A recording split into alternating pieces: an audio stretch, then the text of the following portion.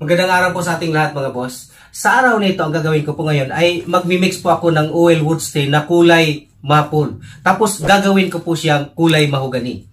Panoorin po ninyo hanggang sa dulo para po makita po ninyo ng step by step kung paano ko po ito gagawin at para na rin po makita po ninyo kung ano po yung mga pangkulay na gagamitin ko po dito.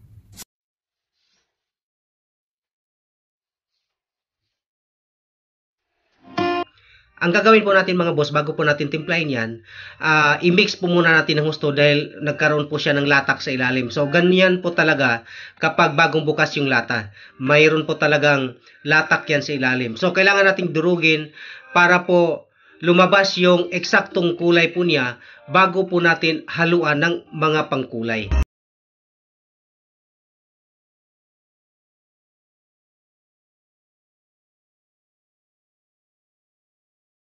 Yung kulay na i-adjust po natin mga boss, oil wood stain na maple, 2705 yung kanyang code. At pwede rin naman itong hindi na i-adjust kung eksakto na po sa inyong kulay. So dito po kasi sa gagawin ko ay medyo mamula-mula po yung ating gagawin. So timplahan po natin yan para magmukha po siyang kulay mahogany. Dahil alam naman po natin na ang kulay po ng mahogany ay medyo mapula po siya ng kaunti. So manilaw-nilaw siya na medyo mapula.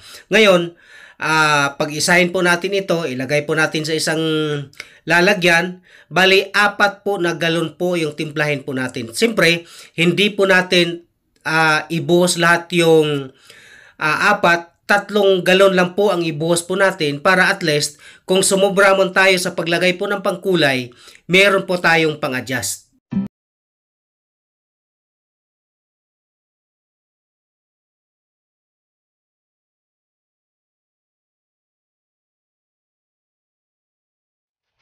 So ito na po ngayon mga boss, ang gamitin po natin pang-adjust, Boysen Tinting Color po na Venetian Red at yung isa, Boysen Tinting Color din po na Lamblak. Ang video na ito mga boss ay hatid po sa inyo ng Hardware Next. Ang Hardware Next mga boss, siya po yung distributor at nagsusupply po ng mga hardware supplies. So kung kayo po ay meron pong mga hardware o kaya ay meron po kayong mga construction firm na kung saan kailangan po ninyo mga hardware supplies, mas maganda po dito po kayo bumili sa kanila.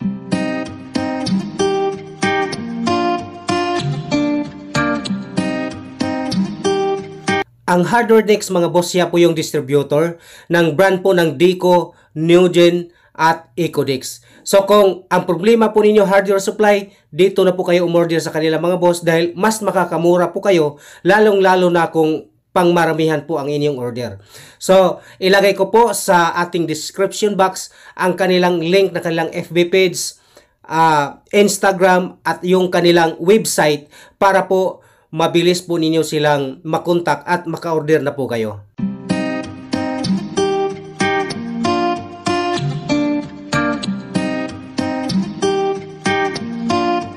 Mahalagang paalala mga boss na kapag kayo po ay mag-adjust po ng kulay gamit po ang tinting color, huwag po ninyo basta-bastang ibuhos ng marami. So unti-untiin nyo lang po dahil ang tinting color ay napakatapang po niya. So masyado po siyang makatawan. Kunting patak lang po o kunting buhos lang po, magkaroon po siya ng matinding kulay. So unti-untiin nyo lang po dahil sayang naman kapag sumubra po kayo sa inyong paglagay ng pangkulay.